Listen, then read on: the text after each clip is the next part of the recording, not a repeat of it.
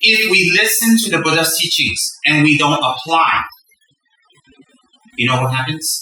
That's what we call degeneration in the Buddha's teachings of Dharma.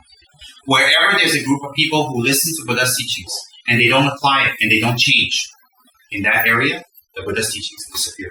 Why does it disappear? Because people look and say, why I should follow her? Why I should follow him? He talk nice, he act nice, he really can tell us nice things, but he himself don't practice. His behavior like that, her behavior like that, then people say, I don't want to practice Dharma. I just go have a good time. I just go. So the degeneration of Dharma is not no more statues, no more practitioners. Degeneration of Dharma, in fact, is many Dharma practitioners, many people, many Dharma talks, many big temples, very rich and very beautiful. More and more will manifest. But the behavior of the people will degenerate. And when they degenerate, they will affect other people to degenerate. And other people degenerate, other people degenerate. So outside looks very nice, but actually the Buddha Dharma has degenerated.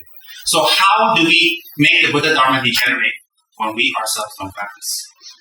When we ourselves don't practice the Buddha Dharma, we make the Buddha Dharma degenerate. Because each action we do that contradict the Buddha, contradict the Buddha's teachings, is a message we send other people.